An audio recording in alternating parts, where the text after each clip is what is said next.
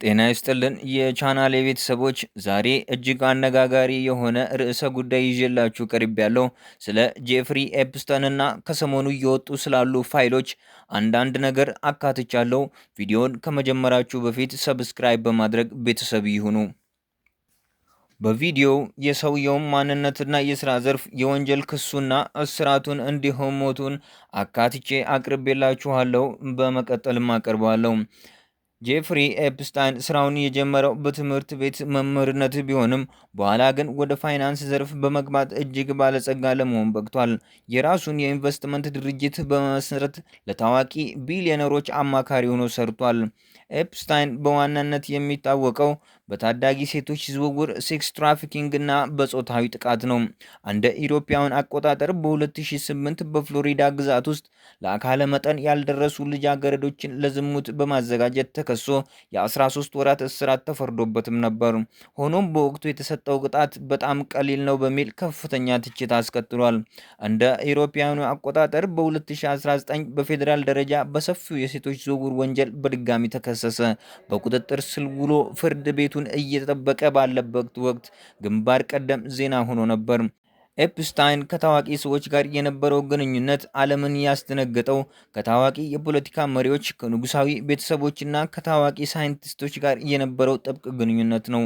ከነዚህም መካከል የቀድሞ የአሜሪካ ፕሬዝዳንቶች ቢል ክሊንተን እና ዶናልድ ትራምፕ፣ የእንግሊዝ ልዑል ፕሪንስ አንድሪው፣ የማይክሮሶፍት መስራች ቢል ጌትስ ጨምሮ ብዙ ተጽዕኖ ፈጣሪ ሰዎች ጋር ቁርኝት እንደነበረው ይነገራል። እንደ ኢሮፓውያን አቆጣጠር ነሐሴ 10 ቀን 2019 ኤፕስታይን በኒውዮርክ በሚገኝ ወህኒ ቤት ውስጥ ሞቶ ተገኘ። የሕክምና ምርመራው ራሱን አጥፍቷል ቢልም እስካሁን ድረስ በአሟሟቱ ዙሪያ የተለያዩ ኮንስፓይሬሲ ቲዎሪስ፣ የሴራ ትንታኔዎች ይነሳሉ። ብዙዎች ሚስጥር እንዳያወጣ ሲል ተገድሏል የሚል ጥርጣሬ አላቸው። እኔ ወሲባዊ ጥቃት አድራሽ ወንጀለኛ ሳልሆን ጥፋተኛ ነኝ ሲል ጄፍሪ ኤፕስተን ከኒውዮርክ ፖስት ጋር በአውሮፓውያኑ 2011 ባደረገው ቃለ ምልልስ ተናግሮ ነበር። ኤፕስተን በሰጠው ቃለ ምልልስ ላይ ሴክሹዋል ፕሪዴተር እና ኦፌንደር የሚሉት ቃላትን ልዩነት በመግለጽ የወሲብ ወንጀለኛ እንዳልሆነ ገልጿል። ሰው የገደለና ዳቦ የሰረቀ ሰው ልዩነት አለው ሲልም ለኒውዮርክ ፖስት ተናግሮ ነበር። ኤፕስተን በ2019 ነሐሴ ላይ ኒውዮርክ በሚገኝ እስር ቤት ውስጥ ሞቷል። በወሲብ ንግድ ዝውውር ተከሶ የዋስትና ጥያቄው ውድቅ ተደርጎ ብይን እየተጠባበቀ ሳለ ነበር የሞተው። ታዳጊዎችን ለወሲብ ንግድ በማቅረብ ወንጀል ሴክስ ኦፈንደር በሚል ከተፈረጀ በኋላ ታዳጊዎችን ለወሲብ ንግድ የሚያቀርበው መጠነ ሰፊ በሆነ የወንጀል መረብ ነው በሚልም ተከሷል። ኤፕስተን ጥፋተኛ አይደለውም ሲልም ተከራክሯል። ህዳር 2025 ላይ የአሜሪካ ኮንግረስ ሁለቱም ምክር ቤቶች የኤፕስተን ሰነዶች ለህዝብ ይፋ እንዲደረጉ ውሳኔ አሳልፏል። ውሳኔው ኤፕስተን ፋይልስ ትራንስፓረንሲ አክት ይሰኛል። የሀገሪቱ የፍትህ መስሪያ ቤት ሰነዶቹ ይፋ እንዲያደርግ ትዕዛዝ ተሰጥቶታል። ሰነዶቹ ይፋ ሲደረጉ ሰዎች ፈልገው ሊያገኙትና በኮምፒውተር ወይም ስልክ ሊጭኑ በሚችሉበት መንገድ እንዲሆንም ታዟል። የኤፕስተን ፋይሎች ይፋ መደረግ ከጀመሩበት ጊዜ አንስቶ የዓለም መገናኛ ብዙሃንን ተቆጣጥረዋል። ፖለቲከኞች፣ ባለሀብቶች፣ ታዋቂ ሰዎችና ተጽዕኖ ፈጣሪዎች እየተጋለጡ ነው። አሁንም ድረስ ይፋ ያልተደረጉ ሰነዶች አሉ። በሺዎች የሚቆጠሩ ገጾች ያላቸው ሰነዶች ህዝብ ሊያገኛቸው በሚችለው ድረገጽ ላይ መውጣታቸውን ቀጥለዋል። የፋይናንስ ዘርፍ ባለሙያ ከነበረው ኤፕስተን ጋር ግንኙነት የነበራቸው ሰዎች ዝርዝራቸው ይፋ እየተደረገ ነው። ታህሳስ ወር መጀመሪያ ላይ የተለቀቁ ሰነዶች ከዚያ በፊት ያልታዩ ምስሎችንም ይዘዋል። የኤፕስተን የግል ደሴት ላይ የሚገኘው ቤት ውስጥ የተነሱ ምስሎችንም አካቷል። በርካታ መጸዳጃ ቤቶችና ግድግዳ ላይ የተሰቀሉ የፊት መሸፈኛ ጭንብሎችም በምስሎቹ ላይ ይታያሉ። ኒውዮርክ ተወልዶ ያደገው ኤፕስተን ከ1970ዎቹ አጋማሽ አንስቶ ዳልተን በተባለ ትምህርት ቤት ውስጥ የሂሳብና ፊዚክስ መምህር እንደነበር ይነገራል።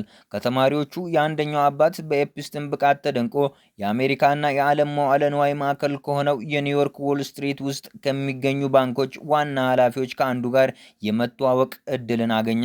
በባንኩ ውስጥ አጋር ሆኖ ለ4 ዓመታት ከሰራ በኋላ ጄ ኤፕስተን ኤንድ ኮ የተባለ የራሱን ድርጅት መሰረተ።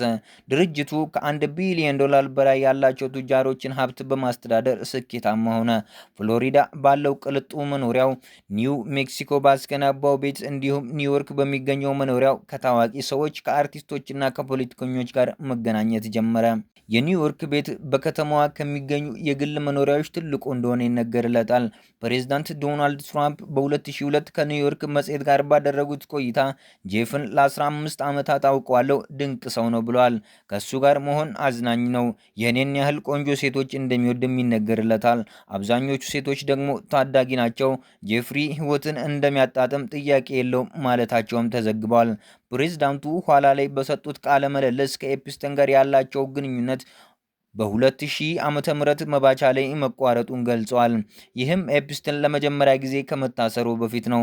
ትራምፕ ከኤፕስተን ጋር በተያያዘ አንዳች የወንጀል ድርጊት ውስጥ አለመሳተፋቸውን ደጋግመው ተናግረዋል። ኤፕስተን ሴቶች ላይ እየፈጸመ በነበረው ጸያፍ ድርጊት ምክንያት ከዓመታት በፊት ትራምፕ ከክለባቸው እንዳባረሩት ዋይት ሀውስ አስታውቋል። በኤፕስተን ሰነዶች ስማቸው የተጠቀሰ ዝነኞች ብዙ ናቸው። በእርግጥ ስማቸው መጠቀሱ አንዳች ስህተት መፈጸማቸውን በቀጥታ የሚያመላክት እንዳልሆነም ይነገራል። በ2002 የቀድሞ ፕሬዝዳንት ቢል ክሊንተን፣ ተዋናይ ኬቪን ስፔሲ እና ክሪስ ታከር በኤፕስተን የግል ጀት ወደ አፍሪካ ተጉዘዋል። በ2003 የወሲባዊ ጥቃት ክሶች ከቀረቡበት የፊልም ፕሮዲውሰር ሃርቪ ዌንስታይን ጋር በመሆን ኒውዮርክ መጽሔትን ለመግዛት ሞክረዋል። በዚያው ዓመት ለሃርቫርድ ዩኒቨርሲቲ 30 ሚሊዮን ዶላር ለግሷል። የኤፕስተን ተጨማሪ ሰነዶች ይፋ መሆናቸውን ተከትሎ የዩናይትድ ኪንግደም የሕዝብ እንደራሴ ሎርድ ፒተር ማንደልሰን ከሌበር ፓርቲ ለቀዋል። ከኤፕስተን ጋር ግንኙነት እንደነበራቸው ሰነዶቹ መጠቀማቸውን ተከትሎ ተጨማሪ ሀፍረት ላለመፍጠር በሚል ከፓርቲው ራሳቸውን እንዳገለሉ ገልጿል። ሎርድ ፒተር ማንደልሰን አምና ከአሜሪካ አምባሳደርነታቸው የተነሱትም ከኤፕስተን ጋር በነበራቸው ትስስር ነው። ኤፕስተን እንደ አውሮፓውያኑ አቆጣጠር በ2003 ከ2003 እስከ 2004 በሶስት የተለያዩ አጋጣሚዎች ለሎርድ ማንደልሰን $75,000 መስጠቱ ተገልጿል። የኖርዌይ ልዕልት አልጋ ወራሽ ሜቲ ማሪት ስማቸው ከ100 ጊዜ በላይ በኤፕስተን ሰነዶች ውስጥ መጠቀሱን ተከትሎ ድርጊታቸው የተሳሳተ አካሄድ ነበር በማለት አምነዋል። የኖርዌይ ልዕልት ከኤፕስተን ጋር የተለዋወጧቸው ኢሜሎች ይፋ መውጣታቸውን ተከትሎ በኖርዌይ ፖለቲከኞች ዘንድ ዋነኛ መነጋገሪያ ሆኗል። ድርጊቴ የተሳሳተ ነበር፣ ከኤፕስተን ጋር ማንኛውም ግንኙነት በማድረጌ ተጸጽቻለሁ፣ አሳፋሪ ነው ብለዋል። ኤፕስተን ዘዱክ ከተባለ ግለሰብ ጋር ያደረገው የኢሜል ልውውጥም ይፋ የተደረገ ሲሆን ግለሰቡ የቀድሞ የእንግሊዙ ልዑል አንድሪው እንደሆነ ይታመናል። ሁለቱ ግለሰቦች በባኪንግሃም ቤተ መንግስት ሚስጥራዊ በሆነ ቦታ እራት እንደበሉ የኢሜል ልውውጣቸው ያሳያል። ሌላ መልእክት ኤፕስተን ዘዱክ የተባለው ግለሰብ ከ26 ዓመት ሩሲያዊት ጋር ለማስተዋወቅ ሲሞክር ያሳያል። ግለሰቦቹ መልእክት የተላላኩት በ2010 ሲሆን ይህም ኤፕስተን 18 ዓመት ያልሞላት ታዳጊ ለወሲብ ማታለሉን ካመነ ከ2 ዓመት በኋላ ማለት ነው። ኤፕስተን በወቅቱ በቁም እስር ላይ ነበር። የኤፕስተን ሰነዶች ከዓለም ቁጥር 1 ባለሀብት ኢለን መስክ ጋር የተደረጉ የኢሜል ልውውጦችንም ይዟል። ከኤፕስተን ጋር በተያያዘ ምንም አይነት ክስ ያልቀረበበት መስክ ከዚህ ቀደም ኤፕስተን ወደ ደሴቱ መጥቶ እንዲጎበኘው ቢጠይቀውም ይህን እንዳልተቀበለ ይናገራል። አሁን የተለቀቁት ኢሜሎች እንደሚያሳዩት መስክ ከአንድ ጊዜ በላይ የኤፕስተን ደሴትን ለመጎብኘት ጥያቄ አቅርበዋል። በ2012 መስክ ለኤፕስተን በላከው መልእክት ቀጣዩ ድግስ የሚካሄደው የትኛው ቀን ወይም ምሽት ነው ሲል ይጠይቃል። ኤፕስተን ከሚስ ስዊድን ኤቫ አንደርሰን ዱቢን ጋር የፍቅር ግንኙነት ነበረው። የአሳታሚው ሮበርት ማክስዌል ልጅ ከጄስሌን ማክስዌል ጋርም የፍቅር ግንኙነት ቢኖረውም ትዳር አልመሰረተም። የቀድሞዋ የቲፋኒ ኤንድ ኮ ኃላፊ ሮዛ ሞክተን በ2003 ከቫኒቲ ፌር መጽሔት ጋር ባደረገችው ቃለ ምልልስ ኤፕስተን መግነጢሳዊ ኃይል ያለው ጨዋታ ለመጀመር የማይከብደው ነው ብላለች። ኤፕስተንን አውቄዋለሁ ብላችሁ ስታስቡ ሁሌም አዳዲስ ማንነቶችን ታገኛላችሁ። ኤፕስተን ከሚያሳያችሁ ማንነት የዘለለ ማንነቶች አሉት ስትልም ተናግራለች። ኤፕስተን በ2005 በፓልም ቢች በሚገኘው ቤቱ የ14 ዓመት ሴት ልጅ ላይ ጥቃት ማድረሱን በመግለጽ ተከሷል። ፖሊስ ቤቱን ሲፈትሽ የታዳጊ ሴቶች ምስሎች ተገኝተዋል። ማያሚ ሄራልድ ጋዜጣ ባወጣው ዘገባ መሰረት ኤፕስተን በታዳጊ ሴቶች ላይ የፈጸመው ብዝበዛ ከዓመታት በፊት እየጀመረ ነው። የፓልም ቢች ፖሊስ ኃላፊ ማይክል ሬተር እነዚህን የስሚ ክሶች አይደሉም፣ ሴቶች እየተናገሩ ያሉት ተመሳሳይ ነገር ነው ብለዋል። በ2007 በኒውዮርክ መጽሔት ላይ በወጣ ጽሑፍ አምደኛው ማይክል ወልፍ የሴቶችን ጉዳይ በሚስጥር የያዘው ነገር አይደለም ብለው ጽፈዋል። በአንድ ወቅት ባደረግነው ቃለ ምልልስ ምን ልበልህ ታዳጊ ሴቶችን እወዳለሁ ብሎኛል ሲልም አክለዋል።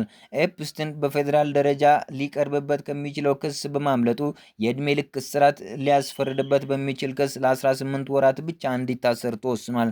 በእስራቱ ወቅት በቀን ለ12 ሰዓት ያህል ወደ ቢሮው እየሄደ እንዲሰራም ይፈቀድለት ነበር። ከ13 ወራት በኋላ ከእስር ተለቋል። የማያሚ ሄራልድ ዘገባ እንደሚያሳየው የፌዴራል አቃቢ ሕግ አሌክሳንደር አስኮታ ኤፕስተን ጥፋተኝነቱን እንዲያምን በተደረገ ስምምነት አማካኝነት የሰራቸው ወንጀሎች በአጠቃላይ ይፋ እንዳይወጡ አድርገዋል።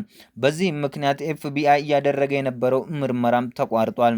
በኤፕስተን ምክንያት ጉዳት የደረሰባቸው ሰዎች እና ከኤፕስተን ጋር ትስስር ያላቸው ሀያል ሰዎች ቁጥር ይፋ ከተደረገውን በላይ ሊሆን እንደሚችል ዘገባው ይጠቁማል። የፌዴራል አቃቢ ይፋ በተደረጉ ቅሌቶች ምክንያት በ2019 ስራቸውን ለቀዋል። ከ2008 ጀምሮ ኤፕስተን በኒውዮርክ የወሲብ ጥቃት አድራሾች መዝገብ ሶስተኛው እርከን ላይ ስሙ ተካቷል። ይህም በድጋሚ ወሲባዊ ጥቃት ሊያደርስ እንደሚችል የሚጠቁም እርከን ነው። ኤፕስተን በወንጀል ከተፈረደበት በኋላም ሀብት ንብረቱን አላጣም። ኤፕስተንን ከከሰሱ ሴቶች አንዷ የሆነችው ቨርጂኒያ ሮበርትስ እንዳለችው ከልዑል አንድሪው ጋር ወሲብ እንድትፈጽም የተደረገችው በ17 ዓመቷ ነው። ልዑል አንድሪው ክሱን አስተባብለዋል። ከእሷ ጋር ፎቶ መነሳታቸውንም እንደማያስታውሱም ገልጸዋል። ሆኖም ግን ልዑል አንድሪው የቀረበባቸው የወሲባዊ ብዝበዛ ክስ በ2022 ላይ ሚሊዮኖችን ለመክፈል በመስማማት አልፈዋል። ኤፕስተን የታሰረው ሐምሌ 2019 ላይ በግል ጄቱ ከፓሪስ ሲመለስ ነበር። የተከሰሰባቸው ወንጀሎች በአጠቃላይ እንዳልፈጸመ ተናግሯል። የዋስትና ጥያቄው በፍርድ ቤት ውድቅ ከተደረገ በኋላ በኒውዮርክ ታስሮ ቆይቷል። ከታሰረ በኋላ አንገቱን እንደታመመ ቢገለጽም የማረሚያ ቤት አስተዳደርና ጠበቆቹ በጉዳይ ላይ አስተያየት አልሰጡም። ለመጨረሻ ጊዜ ፍርድ ቤት ከቀረበ በኋላ ለ1 ዓመት እንደሚታሰር እየተጠበቀ ነበር። አቃቤ ሕጉም ፍርዱ እንዲዘገይ እንደማይፈልግ ገልጿል። ከሞተ በኋላ የቀድሞ ፍቅረኛው ማክስዌል መነጋገሪያ ሆናለች። ነሐሴ 2020 ላይ በቁጥጥር ስር የዋለችው ከኤፕስተን ጋር በማበር ተከሳ ነበር። በ2021 ከ6 ክሶች በ5ቱ ጥፋተኛ ተብላ የ20 ዓመት እስራት ተፈርዶባታል። ኦክስፎርድ የተማረችው ማክስዌል ኤፕስተን ቢል ክሊንተን እና ልዑል አንድሪውን ጨምሮ ከሌሎችም ተጽዕኖ ፈጣሪ ሰዎች ጋር እንዲተዋወቅ ማድረጓ ተገልጿል። ማክስዌል ታዳጊ ሴቶችን በመመልመል ከኤፕስተን የወሲብ ብዝበዛ መረብ ውስጥ እንዲወድቁ አድርጋለች ተብላም ተከሳለች። ለመረጃዎች ቢቢሲ አምሃሪክን ዋቢ አድርጌያለሁ። ሌላ ተጨማሪ መረጃዎችን ይዤ በሌላ ቪዲዮ እስከመመለስ ድረስ ሰብስክራይብ በማድረግ ቤተሰብ እንዲሆኑ በድጋሚ ጠይቃችኋለሁ። ቸር ያሰማን።